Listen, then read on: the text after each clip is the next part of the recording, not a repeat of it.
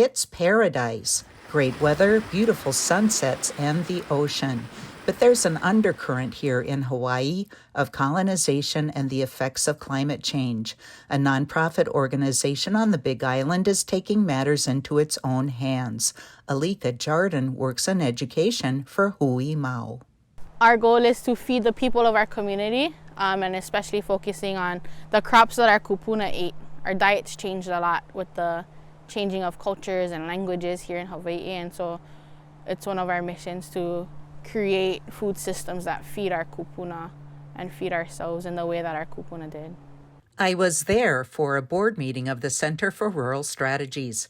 Its president is Dee Davis. We want to be able to help projects on the island that are doing good work, that were respectful of tradition and of the island itself, and are there some experiences that would be good for the board and where we could be helpful to them. We're the second biggest employer in our town outside of the school, the public school system, and we're only going to grow from here. I would say, so those are the active people within the organization that are hired to be here, but do way more than we're hired, they're here for, to be hired for. And it's more like a lifestyle, and we just, show up. But we have people from all over Hawaii. We bring in kids from the local school system. The high school is actually here today. In the 1990s, after the decline of the sugar industry, thousands of acres on the Hamakua coast were planted in eucalyptus trees to stop a potential glut of real estate on the Big Island.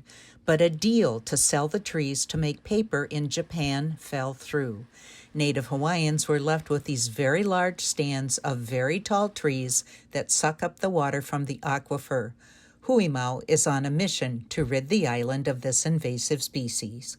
This is a pretty important ecosystem here on the Big Island. It's kind of the most rural island. It's a big island that you could put all the other Hawaiian islands in, and it's been important for us to try to be mindful of what the indigenous community is going through, and also to think about how we can be helpful in sustainable projects on the island. And so when we had the opportunity to go visit this somewhat quixotic, aspirational plan to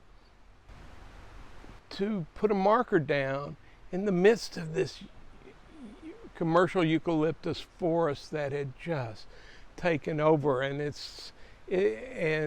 that right after the time of the fires on Maui and here on the Big Island.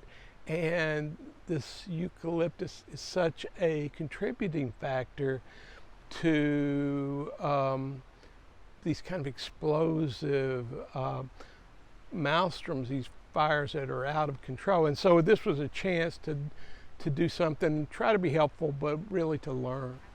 I'm always surprised by the strength that people have to see beyond all of the really tall trees, the massive stands of eucalyptus trees that we're surrounded by, and to push up against it and say that they'll do what they can with their own gifts and their own particular capacities to show up every day and do what they can to chip away at it and create a better future. I think when we started the work, a lot of folks were like, this is impossible. There's like 6,000 eucalyptus trees per acre, and we're surrounded by 13,000 acres of eucalyptus. And so that's well into the hundreds of thousands of eucalyptus. And as an organization, we see that our land, our aina, can feed us, but it means that we have to to do the work in our lifetime.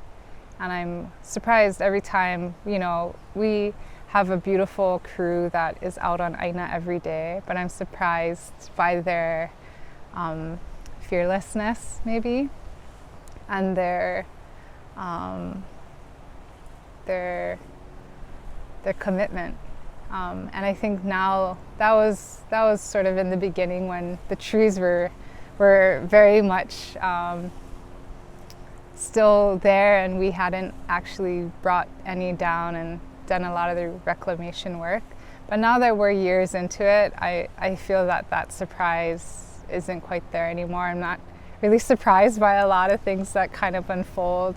There's so many moments where we're like, oh my gosh, I wish we had this to help us get there, and whatever that is always seems to show up.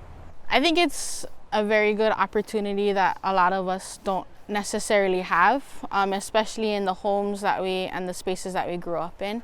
I come from the islands that we can see from here, Maui and Lanai, and kind of made my way over here. And HUIMAU makes this a place where we are welcome to grow. And so we're very, very fortunate, especially as Native Hawaiians, to be able to come back to a place that maybe some of our ancestors came from, maybe not, and to establish ourselves for our future and our future generations. Reporting from Pa'awilo on the Big Island of Hawaii, Shirley Snavy, ICT News.